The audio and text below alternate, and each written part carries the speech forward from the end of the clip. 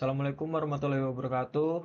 Perkenalkan kami dari kelompok 16 yang akan mempresentasikan hasil dari project based learning kami dari mata kuliah akuntansi keberlanjutan mengenai analisis kritis laporan lingkungan, kinerja lingkungan, dan environmental conservation cost pada PT Caron Pokpan Indonesia Tbk. Selanjutnya, izinkan saya memperkenalkan anggota kelompok 16, yaitu yang pertama ada saya sendiri, Andika Saputra, dengan NPM akhir 148, lalu kemudian ada Permadi Nugroho dengan NPM terakhir 149, selanjutnya Tegar Dwi Maulana dengan NPM akhir 151, dan yang terakhir ada Farel Maiswara Alifian Johan dengan NPM akhir 153. Selanjutnya, saya akan mempersilahkan pada pemateri pertama.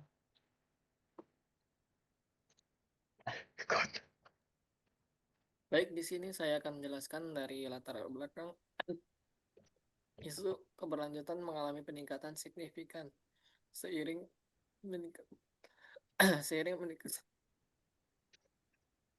seiring meningkatnya dampak aktivitas industri terhadap lingkungan perusahaan yang bergerak di sektor yang sensitif terhadap lingkungan seperti pertanian, energi, manufaktur, pertambangan, serta transportasi dan konstruksi. Dituntut untuk menerapkan praktik pengelolaan lingkungan yang bertanggung jawab. Tuntutannya ini tidak hanya muncul dari masyarakat, tetapi juga investor, regulator, dan lembaga internasional yang menekankan pentingnya transparansi dalam pengungkapan kinerja lingkungan. Perubahan paradigma transparansi dalam pengungkapan kinerja lingkungan untuk menuju upaya bertahan dalam jangka panjang semakin menegaskan dalam peran pelaporan lingkungan dan akuntansi lingkungan sebagai instrumen untuk menunjukkan komitmen perusahaan terhadap keberlanjutan. Next. Di sini ada isu konseptual dari PT Caron Pokpan Indonesia. Perkembangan aktivitas bisnis modern khususnya pada perusahaan terbuka yang beroperasi di sektor sensitif lingkungan telah membawa konsekuensi yang sendiri yang semakin kompleks bagi praktik akuntansi.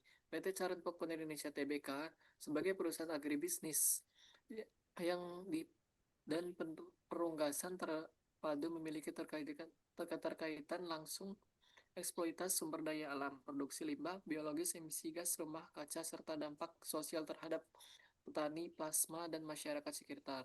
Hal ini menempatkan Caron Pokpan Indonesia merupakan sebagai objek yang relevan dalam kajian akuntansi keberlanjutan berdasarkan laporan tahunan 2023 dan 2024. Isu konseptual utama yang muncul dari hasil pengamatan terhadap laporan tahunan tersebut adalah ketidakseimbangan antara kinerja keuangan dan akuntansi lingkungan. Next.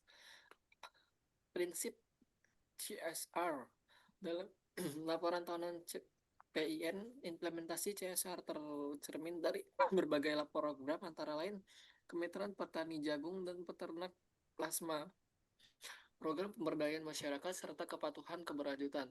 Pengungkapan CSR tersebut masih memiliki keterbatasan utama, yaitu memiliki terintegrasi dengan sistem pengukuran biaya dan manfaat finansial. Secara konseptual, CSR idealnya tidak hanya dilaporkan sebagai aktivitas sosial, melainkan sebagai bagian dari strategi perusahaan yang berdampak langsung pada nilai jangka panjang. Baik, berikutnya saya serahkan kepada moderator. Baik, selanjutnya akan disampaikan ke materi kedua. Ke materi kedua dipersilahkan. Selanjutnya di sini ada triple bottom line. Analisis terhadap CPIN menunjukkan bahwa dimensi profit sangat dominan, tercermin dari pencapaian pendapatan dan laba yang meningkat secara signifikan. Dimensi people juga cukup kuat melalui dukungan terhadap petani plasma dan tenaga kerja. Namun, dimensi planet masih relatif lemah karena minimnya pengukuran kuantitatif terkait dampak lingkungan. Secara teoritis, kondisi ini menunjukkan bahwa praktik pelaporan CPN masih berada pada tahap transisi menuju sustainability accounting, di mana dimensi lingkungan belum sepenuhnya setara dengan dimensi ekonomi. Ketidakkeseimbangan ini berpotensi menciptakan risiko berkelanjutan jangka panjang apabila dampak lingkungan tidak dikelola dan diukur secara sistematis. Selanjutnya di sini ada environmental cost. Dalam laporan CPN, berbagai biaya yang terkait dengan aktivitas lingkungan masih tersebar dalam pos biaya produksi biaya administrasi, biaya penelitian, dan pengembangan, serta biaya sosial dari perspektif teori akuntansi lingkungan. Idealnya, biaya lingkungan diklasifikasikan dan disajikan secara terpisah agar manajemen dan pemangku kepentingan dapat menilai efektivitas pengeluaran tersebut. Tanpa pemisahan ini, akuntansi lingkungan cenderung bersifat implisit dan kurang berperan dalam pengambilan keputusan strategis. Selanjutnya ada environmental performance. Berdasarkan laporan CPIN, informasi mengenai kinerja lingkungan masih lebih menonjolkan narasi kebijakan dan komitmen dibandingkan hasil pengukuran yang terkuantifikasi. Kondisi ini menunjukkan bahwa pengelolaan lingkungan lebih berfungsi sebagai alat legitimasi daripada sebagai instrumen pengendalian kinerja berbasis akuntansi. Kondisi ini menunjukkan bahwa pengelolaan lingkungan lebih berfungsi sebagai alat legitimasi daripada sebagai instrumen pengendalian kinerja berbasis akuntansi. Selanjutnya di sini ada proper, yaitu program penilaian peringkat kinerja perusahaan dalam pengelolaan lingkungan. Dalam konteks Saran Pokpen Indonesia, kepatuhan terhadap regulasi lingkungan dan upaya pengelolaan dampak lingkungan telah ditampilkan dalam laporan tahunan. Namun, hasil proper belum secara eksplisit dihubungkan dengan pengukuran biaya lingkungan maupun dampaknya terhadap kinerja keuangan. Dapat disimpulkan bahwa praktik pelaporan lingkungan CPIN telah menunjukkan komitmen terhadap keberlanjutan, namun belum sepenuhnya mewujudkan integrasi antara aspek lingkungan dan sistem akuntansi keuangan. Hal ini mengindikasikan perlunya pengembangan lebih lanjut menuju akuntansi keberlanjutan yang mampu menguantifikasi biaya dan manfaat lingkungan secara komprehensif. Selanjutnya saya kembalikan ke moderator. Baik, selanjutnya yaitu saya sendiri kepada saya dipersilahkan. Yaitu selanjutnya adalah penilaian environmental conservation cost atau financial performance pada perusahaan PT Charon Pokpan Indonesia Tbk. Yang pertama itu ICC dinilai dengan memetakan biaya-biaya dalam laporan keuangan yang berkaitan dengan aktivitas lingkungan. Lalu yang kedua, biaya lingkungan Charon Pokpan Indonesia sebagian besar masih tertanam dalam akun umum, terutama beban pokok penjualan dan beban administrasi. Dan yang terakhir, masih belum ada akun khusus biaya lingkungan sehingga sulit menilai nilai ICC secara eksplisit. Next. Di sini terdapat tabel Environmental Conservation Cost pada PT Charon Pokpan Indonesia Tbk. Yaitu kategori biaya yang diamati adalah biaya area bisnis, yang kedua biaya hulu atau hilir, ketiga biaya administrasi lingkungan, keempat biaya R&D lingkungan, kelima biaya kegiatan sosial atau CSR, yang keenam biaya perbaikan lingkungan, dan yang ketujuh biaya emisi GRK atau energi, dan yang terakhir biaya lingkungan lainnya.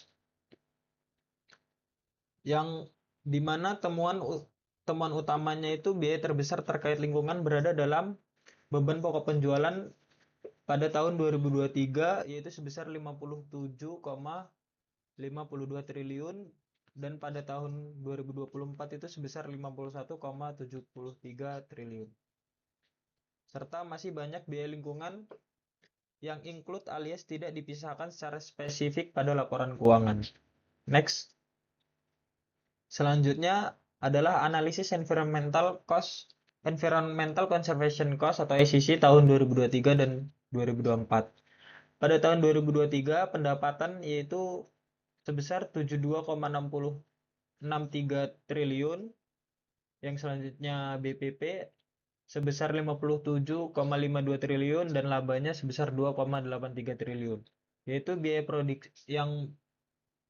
produksi tinggi menunjukkan banyak biaya lingkungan yang tertanam yang menghasilkan efisiensi operasional masih rendah.